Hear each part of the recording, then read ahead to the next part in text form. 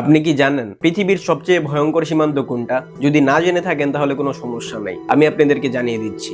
সেটা হচ্ছে ভারত আর বাংলাদেশ। কারণ ভারত আর বাংলাদেশ এমন একটি সীমান্ত যেখানে কিনা সীমান্ত পার হওয়াকে অপরাধ বানিয়ে মানুষকে গুলি করে হত্যা করা হয়। এখন প্রশ্ন হলো, বাংলাদেশ কি পারবে ভারতের চোখে চোখ রেখে কথা বলতে, নাকি আমরা শুধু লাশ গুনবো? 2020 সাল থেকে আজ পর্যন্ত ভারতীয় সীমান্ত রক্ষা বাহিনী বিএসএফ বাংলাদেশ সীমান্তের প্রায় 500 জন মানুষকে গুলি করে হত্যা করেছে।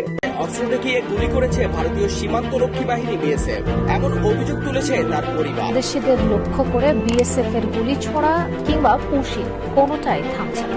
আবারও বিএসএফ এর গুলিতে এক বাংলাদেশি মারা গেছে। সীমান্তে এক বাংলাদেশিকে গুলি করে হত্যার পর মরদেহ নিয়ে গেছে বিএসএফ। এটা শুধু ঘটনা না, এটা হচ্ছে একটা পলিসি। এখন আমি আপনাদেরকে আরেকটা প্রশ্ন করি, এই সেম কাজটা কি ভারত চীনের সাথে করতে পারতো? আমার উত্তর হচ্ছে না, কারণ ভারত আর চীন সীমান্তে একটা চুক্তি আছে, কেউ অস্ত্র নিয়ে টহল দিতে পারবে না, তাই তুলনামূলক ওটা অনেকটাই নিরাপদ। তাহলে চলুন পাকিস্তানিদের কথা বলি।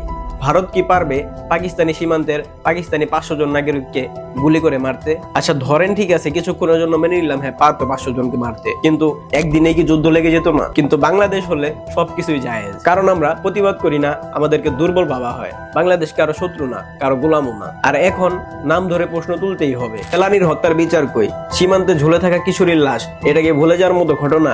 আবরার হত্যার বিচার পুরোপুরি নিশ্চিত হয়েছে তো? শুধু রায় নয়, এমন রাজনীতি বন্ধের নিশ্চয়তা কে দিবে? আর উসমান হাদি ভাইয়ের হত্যার বিচার কবে হবে? আচ্ছা, এই খুনগুলো কি আলাদা আলাদা ঘটনা, নাকি একই সংস্কৃতির ফল? আর এই প্রশ্নটা সবচেয়ে গুরুত্বপূর্ণ, ইন্টারিম সরকার চুপ কেন? কি ব্যবস্থা নিয়েছেন আর কোন আন্তর্জাতিক দেশকে ফোরামে তুলেছেন? আমরা জানতে চাই, আর আমরা চাই আমাদের ন্যায্য হিস্সা। তিস্তা চুক্তি বাস্তবায়ন এবং কি সীমান্তে হত্যা বন্ধ। ফেলানী, আবরার ও উসমান হাদির হত্যার বিচার চাই আমরা। এখন দেখার বিষয়, সামনে বাংলাদেশের রাজনৈতিক দলগুলা কি করে। তারা কি বাংলাদেশের পক্ষে দাঁড়াবে নাকি চুপ থাকবে? এটা আপনাদের কাছে আমার প্রশ্ন, কমেন্ট অবশ্যই জানাবেন। চুপ থাকবেন না, এটা ইনসাফের লড়াই, সত্যের লড়াই।